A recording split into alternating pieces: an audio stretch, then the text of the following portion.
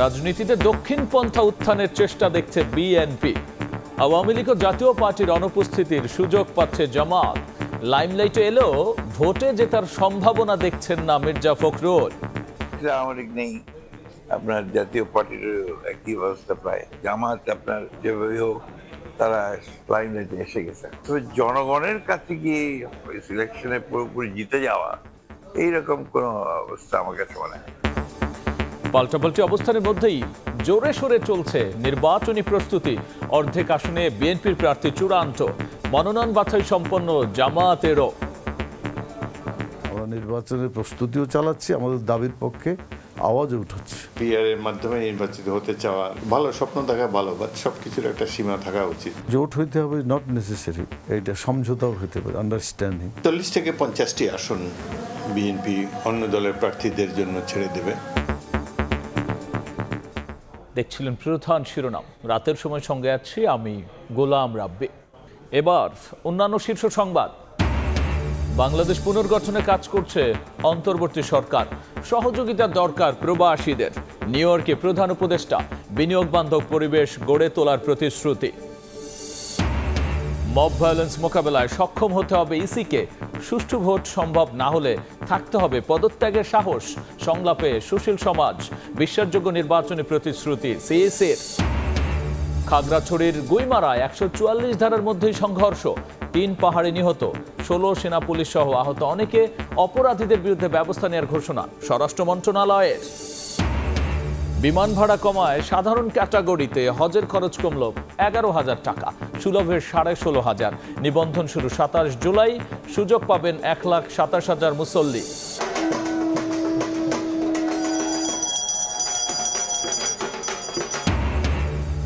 মহাষষ্ঠীতে কল্পারম্ভের মধ্য দিয়ে শারদীয় দুর্গোৎসব শুরু। মণ্ডপে মণ্ডপে ভক্ত দর্শনার্থীর ভিড়। আইন শৃঙ্খলা বাহিনীর 70,000 সদস্য মোতায়েন।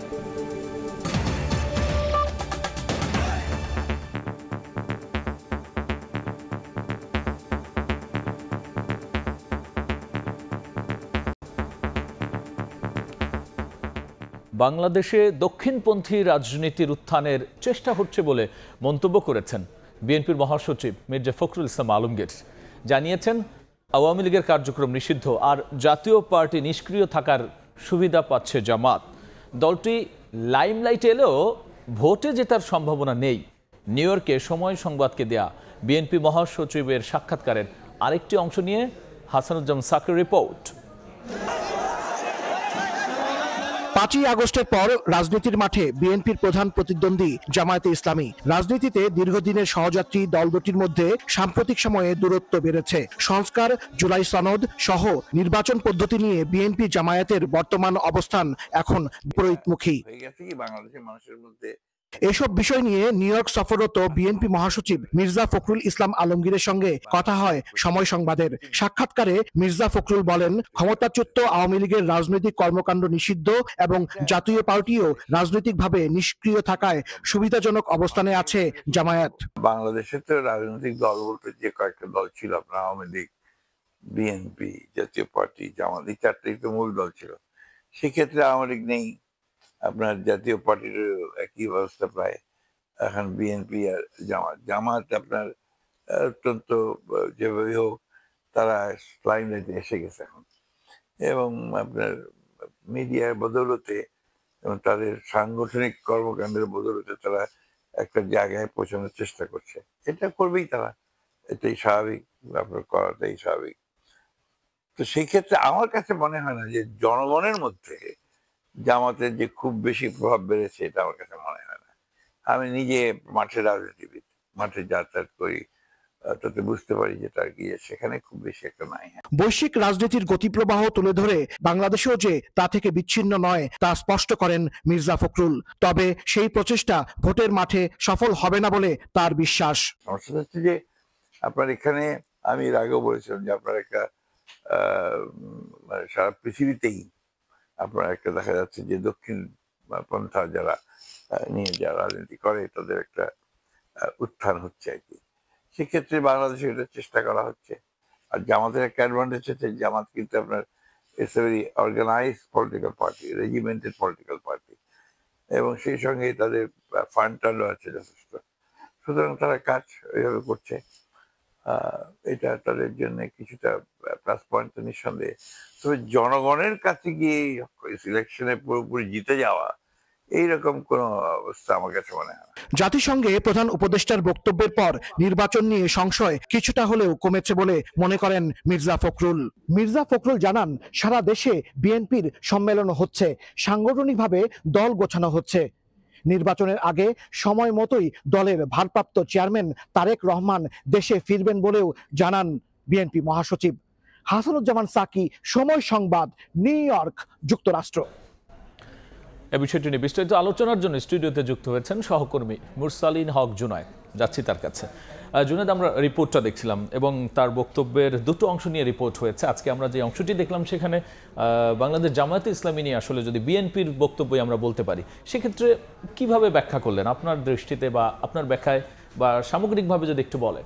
যে রাব্বি, শুরুতে যেটি বলতে চাচ্ছে যে একটি লম্বা সময় ধরে যদি আমরা 2001 পরবর্তী সময় থেকে চিন্তা করি, একটি লম্বা সময় কিন্তু বিএনপি এবং জামাতের মধ্যে এক ধরনের জোটবদ্ধ রাজনীতি ছিল এবং সেই রাজনীতির ধারাবাহিকতায় তারা একটি লম্বা সময়ে কখনো তারা সরবে রাজনীতি করেছেন, কখনো বা কিছুটা নিশ্চুপ থেকেই তারা রাজনীতি করে গিয়েছেন। এবং 5 আগস্ট 2024 পরবর্তী যে সময়টি, সেখানে কিন্তু দেখা গিয়েছে এক ধরনের মুখোমুখি অবস্থান বিএনপি এবং জামায়াত ইসলামের মধ্যে চলে এসেছে। আমরা যে প্রতিবেদনটি দেখলাম সেখানে কয়েকটি চুম্বক অংশ রয়েছে। যদি আমরা একটু সেই দিকে দৃষ্টি দেই, যেটি বিএনপি মহাসচিব মির্জা ফখরুল ইসলাম আলমগীর বলেছেন, আমরা দেখতে পাচ্ছি ফখরুল ইসলাম আলমগীর যেটি বলেছেন যে দেশে দক্ষিণপন্থী রাজনীতির উত্থানের চেষ্টা চলছে এবং এই প্রসঙ্গে তিনি খুব স্পষ্টই বলছেন যে এই সুযোগটি আসলে নেয়ার চেষ্টা করছেন জামায়াত ইসলামী বাংলাদেশের যে অংশটি রয়েছে। এবং আরও যেটি তিনি বলছেন যে জামাত মূলত কী কারণে এই সুবিধাটি পাচ্ছে, তার ব্যাখ্যায় কিন্তু বিএনপি মহাসচিব বলেছেন যে মূলত দলটি সুসংগঠিত এবং তাদের তহবিল অনেক শক্তিশালী,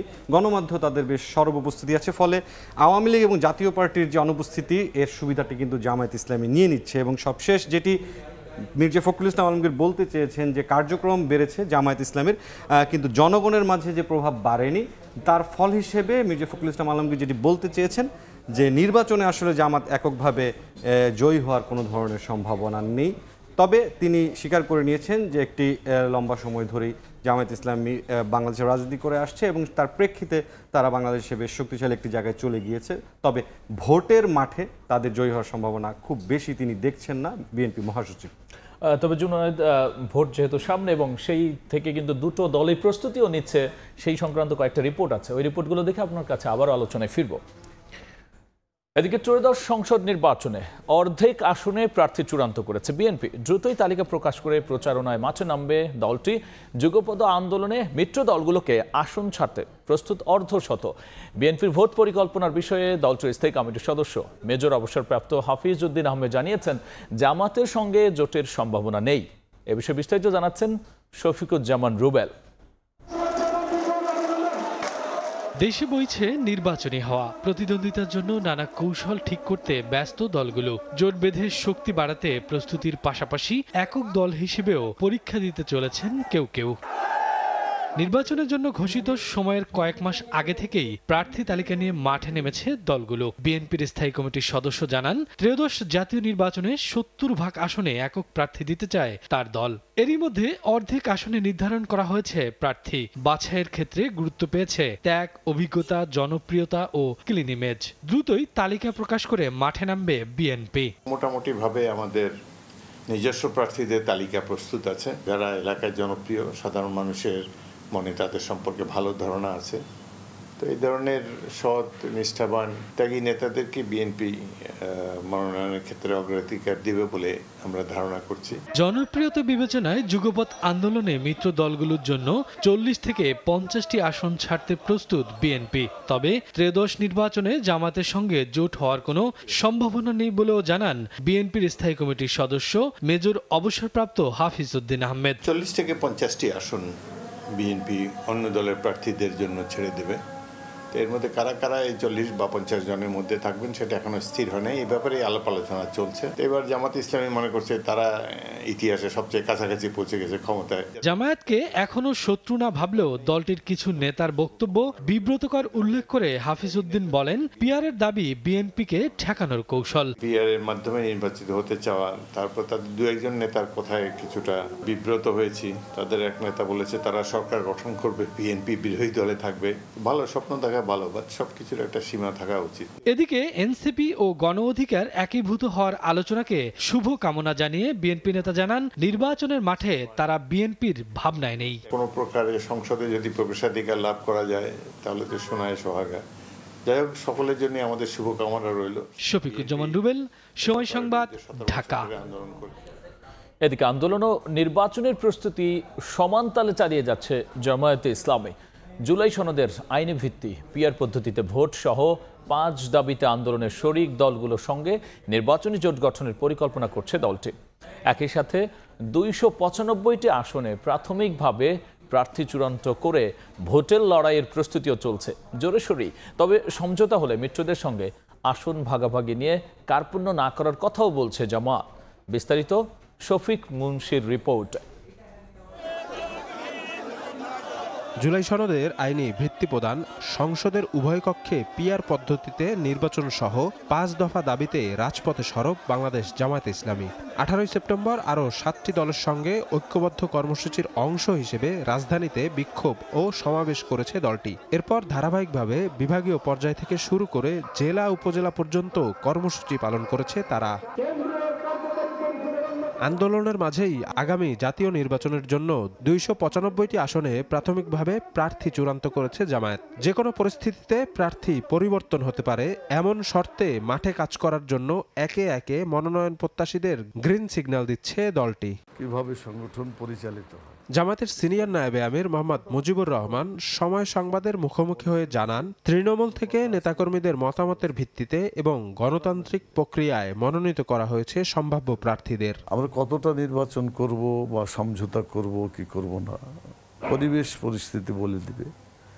আমরা আমাদের চিন্তার দৃষ্টিকোণ থেকেই সব আসনকে আমরা দীর্ঘদিন ধরেই চাষাবাদের মধ্যে রেখেছি। আমরা নির্বাচনের প্রস্তুতিও চালাচ্ছি, আমাদের দাবির পক্ষে আওয়াজও উঠছে। তবে আগামী নির্বাচনে আসন সমঝোতার মাধ্যমে জোট গঠনে আগ্রহী জামায়াত। এক্ষেত্রে সর্বোচ্চ ছাড় দিতেও প্রস্তুত দলটি। জোট হইতে হবে নট নেসেসারি, এইটা সমঝোতাও হতে পারে, আন্ডারস্ট্যান্ডিং।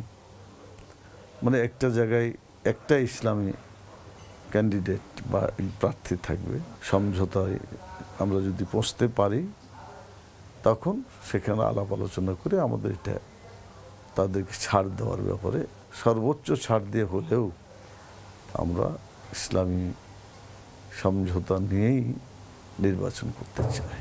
নির্বাচন কমিশনের সীমানা জটিলতা ইস্যুতে 2টি আসনে প্রার্থী চূড়ান্ত করেনি জামায়াত। এছাড়া কৌশলগত কারণে 3টি আসনে এখনো নিশ্চিত করা হয়নি প্রার্থী। আমরা দেশটাকে নির্বাচনমুখী রাখতে চাই। শফিক মুন্সি, সময় সংবাদ, ঢাকা। আমরা আবারও যাচ্ছি আলোচনায়। যুক্ত আছেন আমাদের সহকর্মী মুরসালিন হক জুনায়েদ। জুনায়েদ, আমরা যেই জায়গাটায় ছিলাম যে এবার আমরা দেখলাম দুটো রিপোর্টে এই দুইটো দলেই কিন্তু আসলে নির্বাচন নিয়ে তাদের প্রস্তুতির কথা বলছেন এবং জোট গঠনের কথা বলছেন। একটু যদি এই বিষয়ে আলোচনায় আসেন। গত 1 বছর ধরে আপনি যদি খেয়াল করে দেখেন যে নির্বাচনের যে মহাসড়কের যে যাত্রা, সেখানে বাংলাদেশ জাতীয়তাবাদী দল এবং বাংলাদেশ জামাত ইসলামী উভয় দলই একে অপরের বিপক্ষে যেই বাক্যালাপ তারা দিচ্ছেন এবং বক্তব্যগুলো দিচ্ছেন, তার পাশাপাশি কিন্তু নির্বাচনের জন্য যে প্রস্তুতি সেটিও তারা বেশ ভালোভাবেই নিয়েছেন। দুটি প্রতিবেদনই আমরা যে বিষয়টি দেখলাম এবং উভয় অংশেই আপনি ঠিক বলেছেন যে দুই দলই কিন্তু জোটের বিষয়ে আসলে এক ধরনের ভাবনা রেখেছেন। আমরা দুটো প্রতিবেদনেরই পাশাপাশি মূল যেই পয়েন্টগুলো সেটি একটু দেখে নিতে চাই। আপনি যদি খেয়াল করেন রাব্বি, দেখবেন যে একটি জায়গায় বলা হচ্ছে যে বিএনপি মিত্রদের জন্য অর্ধশত আসন ছাড়ের আভাস দিয়েছে। একই ধরনের আভাস কিন্তু জামায়াতের কাছেও আছে, জোট হলে আসন বন্টনের সর্বোচ্চ ছাড় তারাও বলছে। এবং তারা বিএনপি যেই বিষয়টি বলে এসেছে, সবসময় সৎযোগ্য এলাকায় জনপ্রিয় নেতা তাদের কাছে তারা প্রার্থিতা দেবেন। এর বিপরীতে আপনি যদি জামায়াতের দিকে খেয়াল করেন, পরিস্থিতি অনুযায়ী পরিবর্তন হতে পারে প্রার্থীর শর্তটি কিন্তু জামাত রেখে দিয়েছে। যদিও আমরা যদি আসনের যে ব্যাপারটি রয়েছে প্রার্থীতা চূড়ান্তকরণের জায়গায় দেখে থাকি, বিএনপি কিন্তু ইতিমধ্যেই বলেছে 70% আসনে তারা তাদের প্রার্থীতা দেবে এবং অর্ধশত আসন তারা তাদের মিত্রদের জন্য রেখে দেবে। জামাত কিন্তু মাত্র 5টি আসন বাদ রেখেছে, অর্থাৎ 295টি আসনই তাদের প্রার্থী কিন্তু চূড়ান্ত হয়ে গিয়েছে।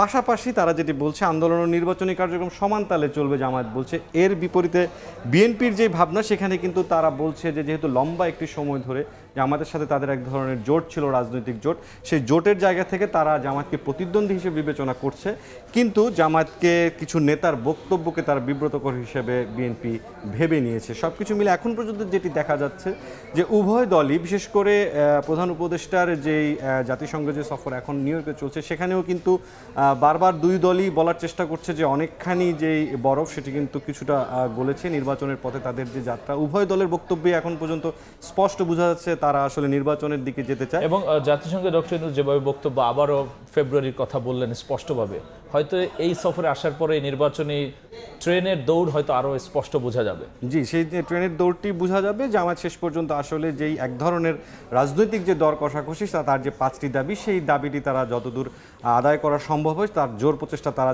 চালাবে।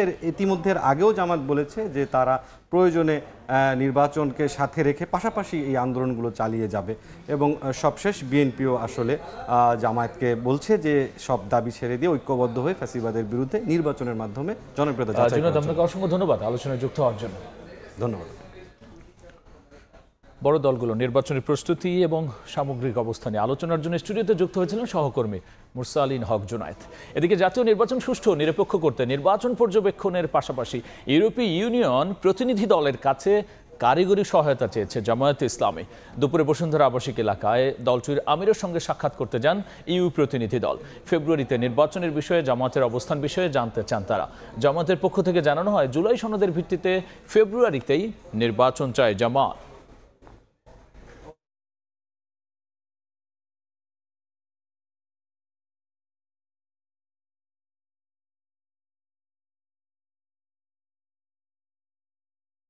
আমির জামাত বলেছেন যে শুধু আপনারা ইলেকশন অবজারভেশন করবেন এটা আমরা চাই না, আমাদের নির্বাচন সুষ্ঠু, গ্রহণযোগ্য, নিরপেক্ষ করার জন্য প্রয়োজনীয় টেকনিক্যাল সাপোর্ট আপনারা দেবেন।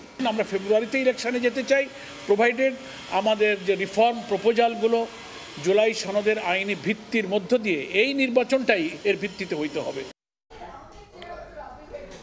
মব ভায়োলেন্স মোকাবেলার সক্ষমতা অর্জন করতে হবে কমিশনকে। ভোট সুষ্ঠু করা সম্ভব না হলে থাকতে হবে পদত্যাগের সাহস। নির্বাচন কমিশনের সংলাপে এমন পরামর্শ দিয়েছেন সুশীল সমাজ। পিআর ইস্যু ও শাপলা প্রতীক নিয়ে ইসিকে সিদ্ধান্তে অনড় থাকারও পরামর্শ তাদের। সিইসি বলেছেন বিশ্বাসযোগ্য নির্বাচন করতে প্রতিশ্রুতিবদ্ধ কমিশন। জাতীয় সংসদ নির্বাচন সামনে রেখে অংশীজনদের সঙ্গে সংলাপ শুরু করেছে নির্বাচন কমিশন। রোববার প্রথম দিনে সুশীল সমাজের 30 জন প্রতিনিধিকে আমন্ত্রণ জানালেও ইসির ডাকে সাড়া দেয়নি অর্ধেকেরও বেশি। সিইসির সভাপতিত্বে 13 জনকে নিয়ে শুরু হওয়া সংলাপে উঠে আসে নির্বাচন নিয়ে নানা চ্যালেঞ্জের কথা। আপনারা নির্বাচন করতে যেমন দৃঢ় প্রতিজ্ঞ থাকবেন, নির্বাচন না করতেও দৃঢ় প্রতিজ্ঞ থাকতে হবে। যদি মনে করেন সুষ্ঠু নির্বাচন সম্ভব নয়, আমি মনে করি নির্বাচন থেকে সরে আসা উচিত, আপনাদের পদত্যাগ করা উচিত বা অপারগতা প্রকাশ করা উচিত। পেশাগত জায়গাটাতে আপনাদের আমি বলবো যে একেবারে সোজা লাইন সিরাতুল মুস্তাকিম ধরে হাঁটতে হবে। সোশ্যাল মিডিয়া কি করে ফ্যাক্ট চেক করতে হয়, কোনটা ফলস ইনফরমেশন, কোনটা মিস ইনফরমেশন, সেগুলো কিন্তু খানিকটা সহায়তা দিতে পারে বলে আমার ধারণা। দলমতের ঊর্ধ্বে উঠে নির্বাচন কমিশনকে নিরপেক্ষ এবং সাহস দেখানোর আহ্বান জানান তারা। প্রশাসন এবং আইন শৃঙ্খলা সেটা কিন্তু ভঙ্গুর, ফ্রাজাইল নাই, সেটাকে কিভাবে রিস্টোর করে কাজ করবেন বড় চ্যালেঞ্জ। কিন্তু এটা আমাদের যে জাতীয় প্রতীক শাপলা, একটি বিশেষ দলের চাওয়া, নানা ধরনের অপচেষ্টার সামনে এই নির্বাচন কমিশন দৃঢ় সংকল্প থেকেছে। পরে দুপুরে শিক্ষাবিদদের নিয়ে আবার সংলাপে বসে ইসি। এখানেও ইসির আমন্ত্রণে সাড়া দেননি অর্ধেক শিক্ষাবিদই।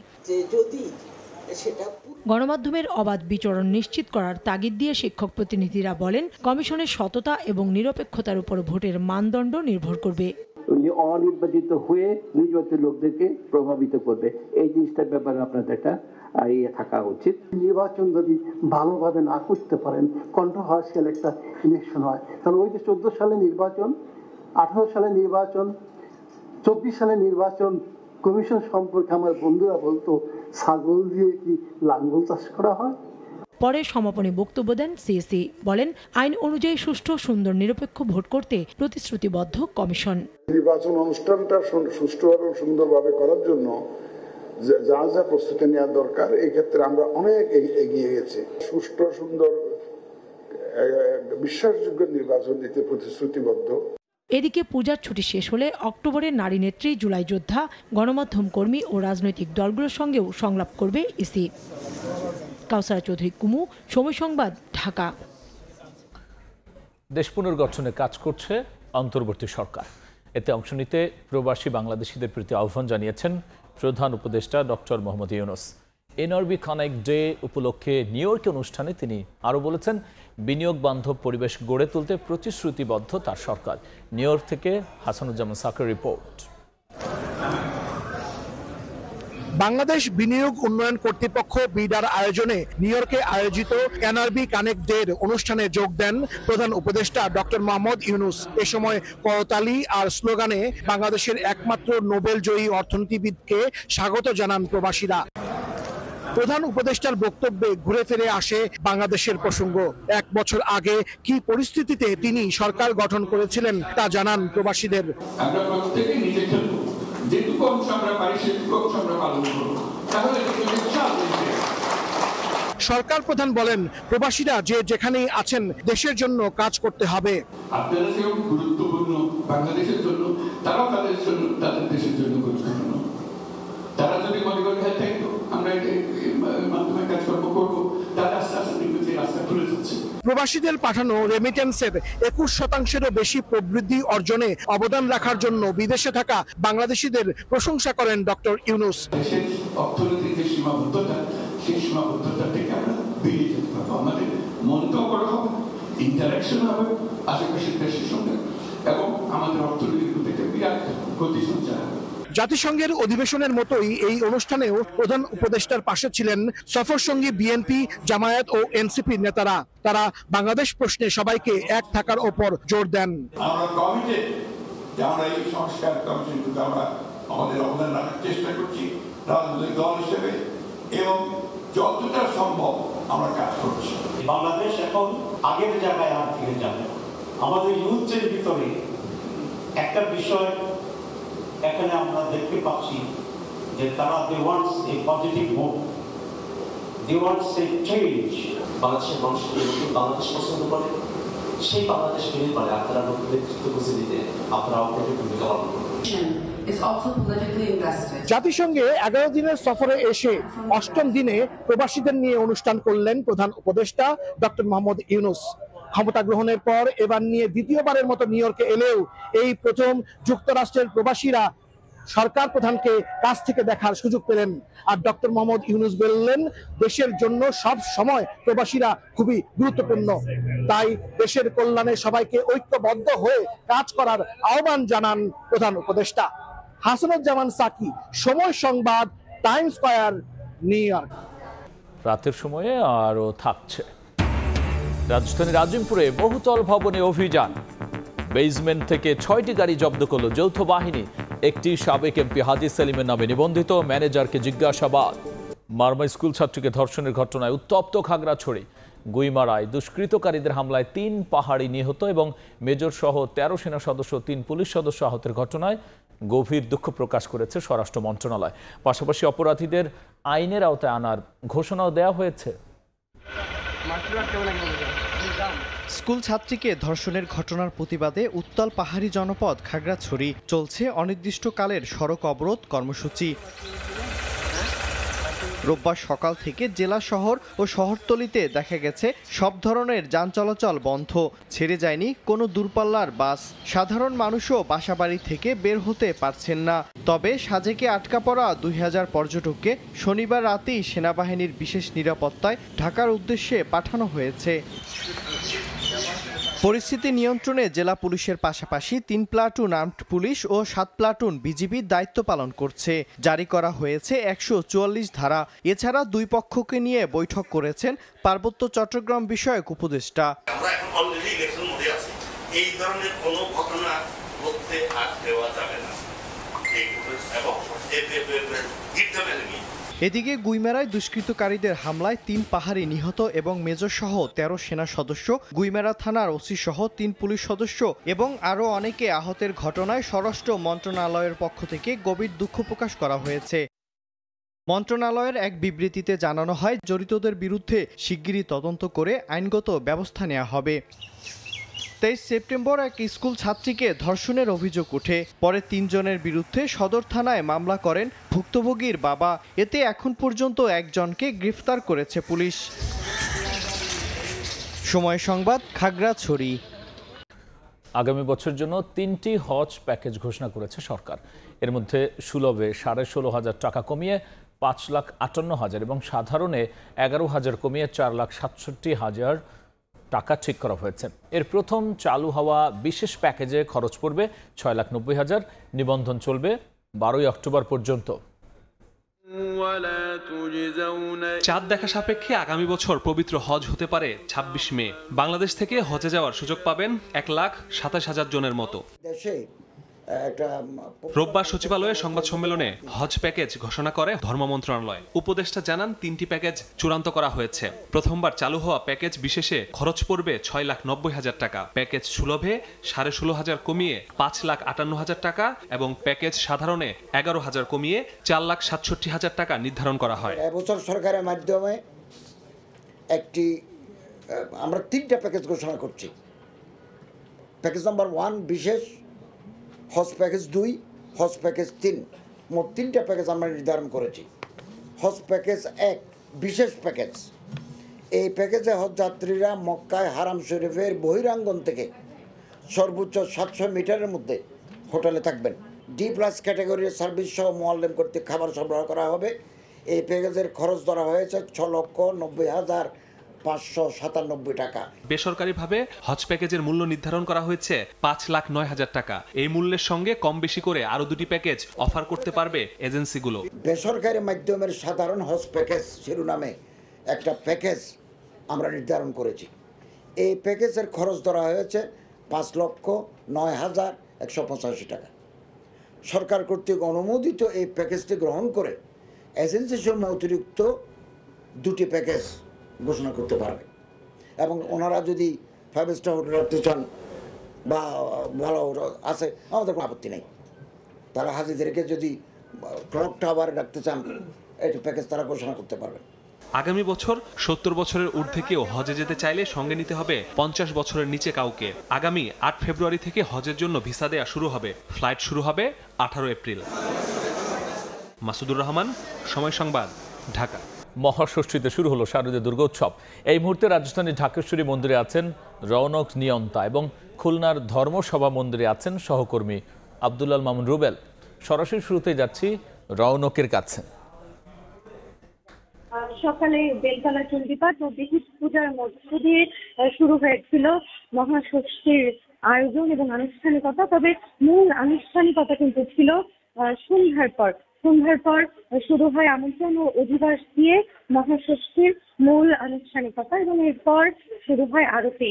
সনাতন ধর্মাবলম্বী অনুসারীরা কিন্তু বলছিলেন তারা অধীর আগ্রহে অপেক্ষা করছেন এই আরতির জন্য। তাদের এই দুর্গা পূজার মূল আকর্ষণ কিন্তু আসলে এই আরতি। এবং আমরা অনেক অনুসারীদেরকে দেখেছি, তারা পুরোহিতের পাশাপাশি তারাও কিন্তু আসলে মণ্ডপে উঠে আরতিতে যোগ দিয়েছেন। প্রতিমাকে নানাভাবে তারা আসলে বন্দনা জানিয়েছেন, স্তুতি জ্ঞাপন করেছেন। আমাদের সাথে ভক্তরা যারা রয়েছেন, সনাতন ধর্মাবলম্বী অনুসারীরা যারা রয়েছেন, তারা বলছিলেন যে এই যে একটা বছর তারা আসলে অপেক্ষা করে থাকেন যে প্রতিমা আসবেন, তাদের দেবী দুর্গা দশভূজা দেবী মর্তে আসবেন তিনি, তাদের যত ধরনের সমস্যা রয়েছে, সংকট রয়েছে, সেগুলো আসলে তারা উত্তরণ পাবে, এমনটাই তাদের প্রত্যাশা। এবং তারা এটাও বলছিলেন ভক্তরা এবং এটাও বলছিলেন যে সম্প্রীতির একটি বাংলাদেশ তারা দেখতে চান, তারা কোনো ধরনের সাম্প্রদায়িক বিচ্ছিন্নতা তারা আসলে দেখতে চান না। তো সবকিছু মিলিয়ে একটি উচ্ছ্বাসময় মহাষষ্ঠী কিন্তু আমরা দেখেছি। আমরা এই মুহূর্তে খুলনায় আমাদের সহকর্মী আব্দুল্লাহ মামুনের কাছে শারদীয় দুর্গোৎসবের সবশেষ তথ্য জানতে চাই।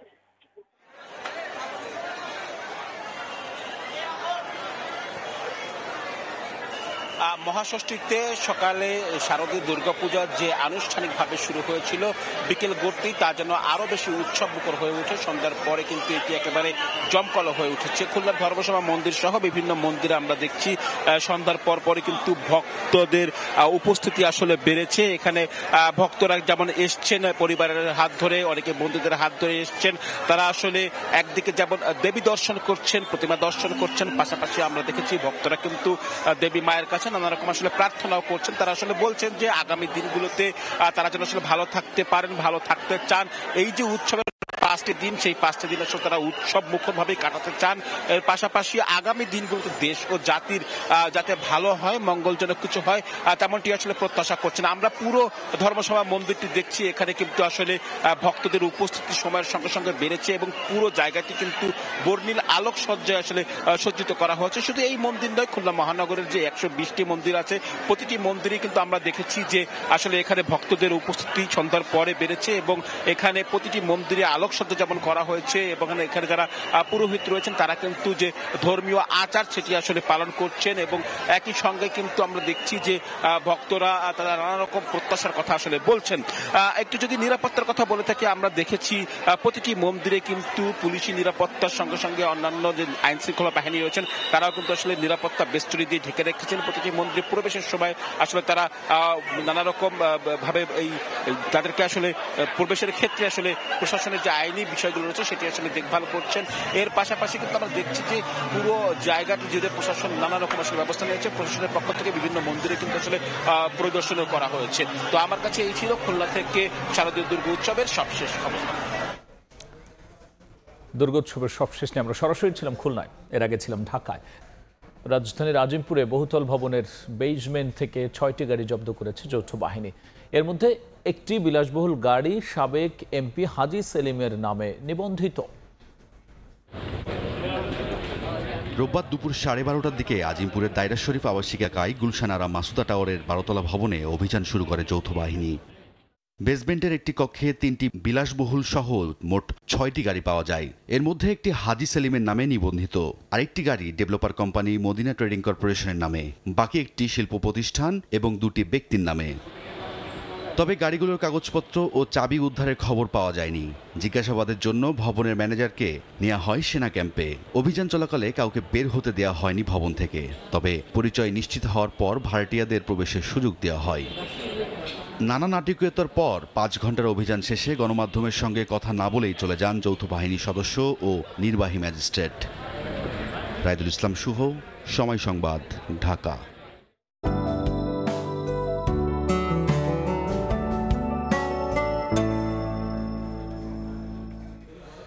এবার দেখে নেব এখনকার বাতাসের মান সূচক।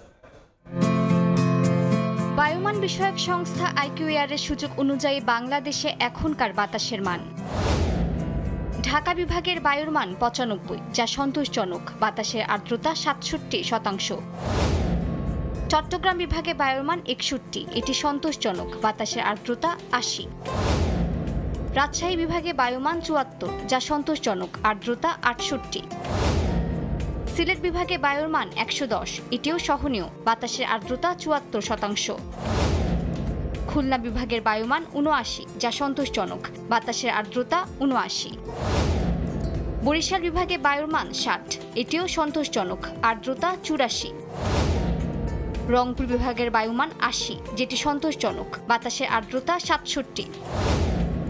ময়মনসিংহ বিভাগের বায়ুর মান 77, এটিও সন্তোষজনক, বাতাসের আর্দ্রতা 73।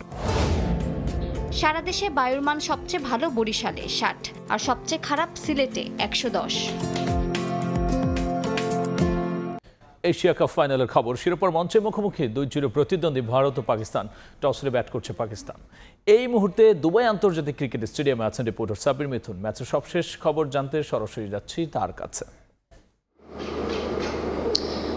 ভারতের বিপক্ষে পাকিস্তান একটা দারুণ শুরুর পরে অর্থাৎ 44 রানের যে ওপেনিং জুটিটা সেখানে সাহিবজাদা ফারহানকে কৃতিত্ব দিতে হবে এবং ধারণা করা হচ্ছিল পাকিস্তান সম্ভবত তাদের সেই ব্যাট প্যাচটা পেছনে ফেলে ভালো কিছু বা ঘুরে দাঁড়ানোর যে বিষয় নিয়ে আলোচনা হচ্ছিল সেই ঘুরে দাঁড়াবে অবশেষে। তবে সেই পুরনো চিত্রনাট্য আবারও পাকিস্তান মিডল অর্ডারে এসে কলাপস করেছে। শেষ 13 রানে 3টি উইকেট অর্থাৎ ফাকর জামান থেকে শুরু করে সায়েম আয়ুব এরা কিন্তু আসলে বড় ইনিংস খেলতে পারেনি। ফাকর জামান যদিও 40+ একটা ইনিংস খেলেছেন, তবে সেটা যখন দীর্ঘায়িত করার সময়টা এসেছিল বা প্রয়োজন ছিল কিংবা মিডল অর্ডারে ভারতীয় স্পিনারদের সামলানোর যে বিষয়টা ছিল সেখানেই আবারও পাকিস্তান খাবি খেলো। সবশেষ ম্যাচের উদাহরণ যদি আমি টেনে আনি সেখানেও পাকিস্তান ভালো শুরুর পরে অর্থাৎ 10 ওভারে 90-এর বেশি রান করেছিল, তবে মিডল অর্ডার ক্রাইসিসে তারা কিন্তু দিন শেষে সেই 170-এর আশেপাশে গিয়ে থামে এবং ভারত সেটা খুব সহজেই চেস করে।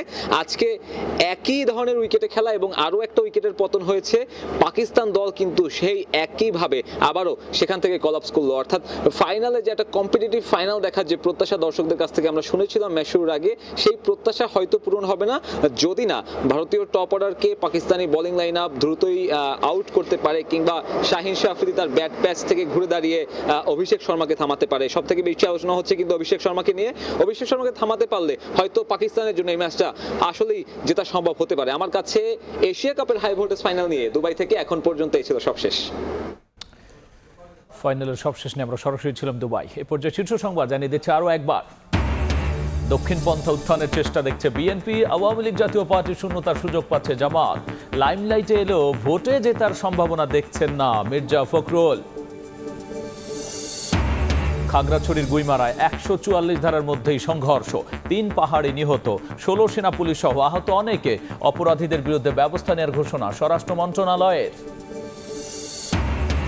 এবং মহাষষ্ঠীতে কল্পরম্ভের মধ্য দিয়ে শারদীয় দুর্গা উৎসব শুরু। মণ্ডপে মণ্ডপে ভক্ত দর্শনার্থীর ভিড়, আইন শৃঙ্খলা বাহিনীর 70,000 সদস্য মোতায়েন। এই ছিল রাতের সময়। এরপর দেখবেন সম্পাদকীয়। সঙ্গেই থাকুন সময়।